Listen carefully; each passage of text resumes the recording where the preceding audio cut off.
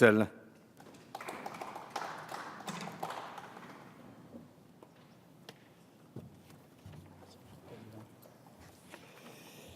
Bon, Monsieur le Président, Madame la Ministre, Messieurs les rapporteurs, Président de Commission et chers collègues, l'article 53 de la Constitution a des vertus puisqu'il nous permet de ratifier finalement toutes les conventions internationales et nous y sommes, puisqu'aujourd'hui nous devons ratifier l'accord de Paris du 12 décembre. Le groupe des Républicains votera cette ratification, Madame la Ministre, bien sûr. Par ma voix, il la votera. Parce que soutenir la communauté internationale dans sa lutte contre le réchauffement climatique, c'est une exigence. Alors, est-ce un accord historique ? On a beaucoup glosé sur ce terme. Est-ce un accord historique ? Je n'irai pas jusqu'à là. C'est un accord, et c'est déjà bien, parce que c'est, à mon sens, le meilleur qu'il était possible d'obtenir, car nous venons de loin, mes chers collègues. Nous venons de loin parce que si nous faisons un petit rappel historique, on se rappelle que les COP, en particulier, et la lutte contre les réchauffements climatiques, c'est 25 ans d'efforts de la communauté internationale. C'est 25 ans d'efforts des scientifiques. On ne le dit pas suffisamment, car le GIEC, le groupement des scientifiques, qui travaille encore sur ces rapports, a éclairé la représentation mondiale sur les problématiques de réchauffement climatique. Je rappelle que dans son dernier rapport, d'ailleurs, le GIEC, rapport d'il y a 18 mois, rappelle des choses simples. Si nous ne faisons rien, c'est une augmentation possible de la température à la fin du siècle de 4,5 degrés, voire 4,8 degrés. C'est une augmentation du niveau des mers d'1 degré, c'est une activité humaine qui, évidemment, pour 95%, emporte la décision des climato-sceptiques, nous l'espérons toutes et tous. Alors cet accord de Paris, il avait des objectifs très forts. D'abord, essayer autant que faire se peut d'avoir un accord juridiquement contraignant. Ensuite, avec une application en 2020, ensuite, avec un maintien de la température autant que faire se peut également en dessous les 2 degrés, voire 1,5 degré.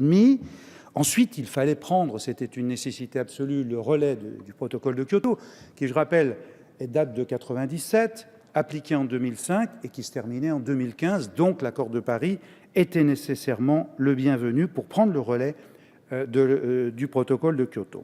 Enfin, il nous fallait mobiliser le maximum de pays dans cette aventure, c'est-à-dire, passez-moi cette expression, les embarquer pour faire en sorte que la communauté internationale soit à la hauteur des défis. Ensuite, autre objectif, il fallait développer et enfin dégager des moyens financiers considérables pour relever le défi de ce dérèglement climatique et enfin assurer les transferts de technologies.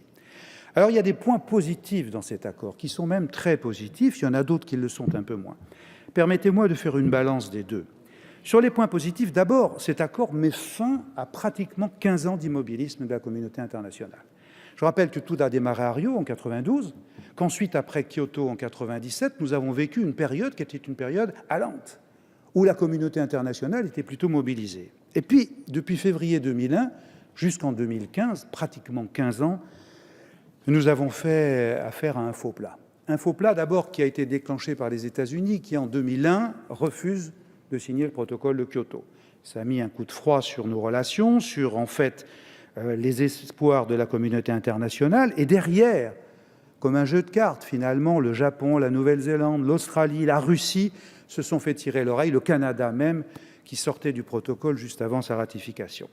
Et puis ensuite, il y a eu une Union européenne un peu isolée, il faut le dire, alors que nous étions en pointe sur ce sujet-là, avec la fameuse règle des 3 × 20 que tout le monde connaît ici. Enfin, il y a eu l'échec pour ceux qui y étaient, et nous y étions de Copenhague en 2009, où le désappointement a été à la hauteur finalement des espérances qu'il avait créées. Mais les points positifs sont là, ils sont forts. D'abord, il nous fallait emporter pratiquement la quasi-totalité de tous les États de la planète, ce fut le cas. Deuxièmement, quand on regarde la signature du 22 avril à New York, on s'aperçoit qu'on a 179 pays qui ont signé. Ce n'est pas rien sur les 194, évidemment, de la communauté internationale. Enfin, il y a eu un changement de méthode. Ce changement de méthode, il est important puisqu'on est passé finalement de ce qu'on appelle en anglais le top-down à le bottom-up. C'est-à-dire qu'avant, les desiderata tombaient et on demandait aux pays de s'y conformer. Là, c'est l'inverse. On est parti de la base pour faire en sorte que les pays fassent remonter leurs desiderata. C'est les fameuses INDC dans le jargon onusien, c'est les feuilles de route. Et ces feuilles de route, elles ont été remplies pratiquement par 189 pays, ce qui est quand même une avancée majeure. Enfin, il y a dans cet accord une clause de revoyure tous les 5 ans. Cette clause de revoyure, elle est importante. C'est ce qu'on appelle la position de l'escalier, c'est-à-dire que tous les 5 ans, on demandera au pays de faire un effort supplémentaire et surtout pas de descendre d'une marge de l'escalier. Donc tout ça, me semble-t-il, sont des points très positifs. Les points positifs également, c'est le crédit de l'ONU. On a beaucoup glosé sur l'ONU en disant « mais c'est un machin, c'est une organisation qui a fait date et qui n'est plus capable de mobiliser ». Non, je suis moins sévère que cela. Le secrétaire général des Nations Unies, Ban Ki-moon, a fait des efforts considérables pour emporter l'adhésion de la communauté internationale. Et donc, je crois, moi, que c'est un point aussi également positif. Et puis, il y a eu l'effort de la France. Je peux le reconnaître très librement. D'abord, sur le pilotage de la COP21.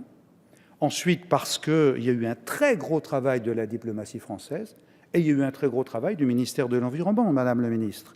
Beaucoup de professionnalisme, de l'écoute et de l'humilité, ce qu'il fallait impérativement pour remporter l'adhésion des pays qui ne croyaient plus en la parole des pays développés.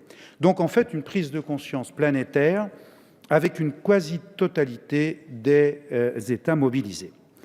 Alors il y a d'autres points qui sont moins positifs et qu'il nous faut quand même regarder très justement, des points non résolus.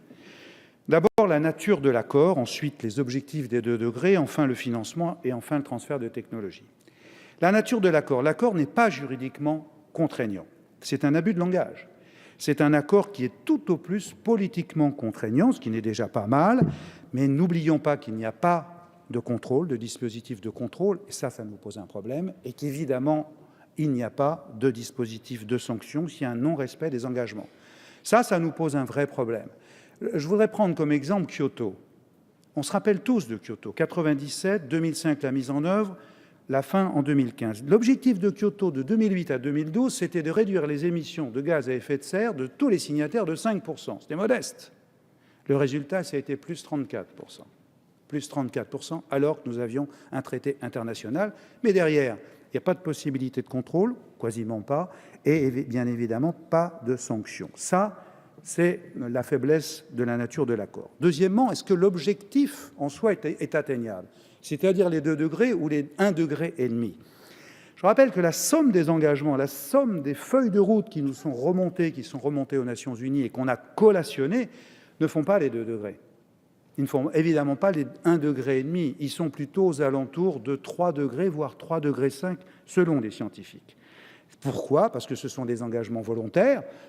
C'est normal, c'est ce que nous avons voulu, et donc les pays ne sont pas évidemment contraints de respecter à la virgule près leur feuille de route. Ça, évidemment, ça nous pose un problème. Le problème, il est clair, c'est que si nous avons un réchauffement de 3,5 et si nous ne prenons pas les dispositions à la mi-temps du siècle, eh bien, nous aurons évidemment de graves désagréments à la fin du siècle. Enfin, il y a un accord qui, moi, m'est resté un peu en travers de la gorge, passez-moi cette expression, c'est l'accord entre les États-Unis et la Chine. Tout le monde a dit, le grand journal du Monde du soir, titre « Accord historique entre la Chine et les États-Unis ». Ouais, moi je l'ai bien regardé, l'accord. Qu'est-ce qu'il y a dans cet accord? Les États-Unis se sont engagés à réduire leurs émissions en 2025 de 26 à 28% d'émissions de CO2. Et je rappelle que l'Union européenne, c'est 40%. Et l'Union européenne, c'est 40% sur les chiffres de 90. Les États-Unis, c'est 26 à 28% sur les chiffres de 2005. Ce n'est pas tout à fait la même chose quand on les traduit dans le langage européen. C'est grosso modo 10% par rapport aux 40% de l'Union européenne. Donc vous voyez que l'accord des États-Unis est un peu faiblard. Passez-moi cette expression. Quant à la Chine, l'accord de la Chine, il est simple. La Chine a pris des dispositions en disant voilà, c'est simple. Nous, on promet de stabiliser nos émissions en 2030. Ça veut dire que la Chine s'autorise de 2015 à 2030 à continuer à augmenter son émission de CO2. Alors je vous rappelle, pour exemple, que l'année dernière en Chine s'est vendu 21 millions de véhicules, 14 millions dans l'Union européenne ou aux États-Unis. Et que je ne vous ferai pas l'injure de vous dire que la Chine ouvre des centrales à charbon pratiquement, selon les cas, toutes les semaines, tous les 15 jours, voire tous les mois. Et donc cet accord, c'est déjà une main tendue, c'est déjà un premier pas. Il fallait qu'on emporte l'adhésion des États-Unis et de la Chine qui font plus de 40% des émissions de CO2. L'Europe, c'est 11 à 12%. Donc seuls, nous n'y arrivons pas. Donc il fallait l'accord, il fallait emporter l'accord des États-Unis et de la Chine, mais ils sont quand même petits bras par rapport, bien sûr, à l'accord européen. Enfin, sur le transfert des technologies, là, nous n'avançons pas beaucoup. Les Nations Unies ont fait un groupe de haut niveau il y a quelques années, et là, nous sommes en but à des difficultés sur les brevets, sur les transferts de technologies qui font que les pays en voie de développement qui en ont besoin, eh bien, n'ont pas évidemment ce succès-là. Enfin, le financement. Un mot sur le financement. Bon, tout le monde a parlé du fonds vert avec les 100 milliards de dollars, très bien. Bon, les engagements fermes, c'est grosso modo 10 milliards. Alors, il y a eu le rapport de l'OCDE qui dit oui, mais finalement, tout confondu, ça fait 62 milliards. Ce rapport a été très contesté parce qu'il recyclait beaucoup de crédits qui ne sont pas forcément tous en direction de l'environnement. Enfin, les projets retenus, Madame le ministre, il y en a 8 qui ont été retenus en décembre 2015. On les a en mémoire, hein, le Pérou pour les zones humides, le Malawi pour l'information de la population, le Bangladesh pour les infrastructures et le Sénégal sur la restauration des terres salinisées. C'est le seul qui, concrètement, pour l'instant, se met en œuvre. Donc, de ce point de vue-là, là aussi, nous avons besoin de renforcer notre crédibilité vis-à-vis des pays en voie de développement. Voilà, mes chers collègues, en conclusion, après 15 ans d'atermoiement, parfois de quasi-immobilisme, la communauté internationale semble avoir pris la mesure du défi planétaire du XXIe siècle, et nous n'y sommes pas pour rien, nous, la France, et donc on peut s'en féliciter.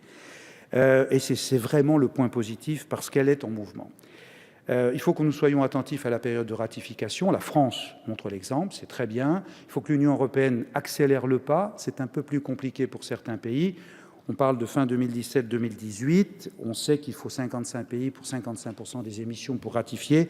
Là aussi, il faudra que nous soyons attentifs. Il ne nous reste donc, mes chers collègues, qu'à faire, ce qui n'est pas, vous en conviendrez, le moins exaltant. Alors, le rapporteur a cité JFK, moi je vais citer Malraux, on a chacun nos sources.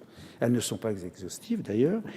Et Malraux disait, dans un univers passablement absurde, il y a quelque chose qui n'est pas absurde, c'est ce que l'on peut faire pour les autres. Dont acte et faisons maintenant. Merci, mes chers collègues. Merci, Monsieur de Flessel. La parole est maintenant à Monsieur Jacques Krabal.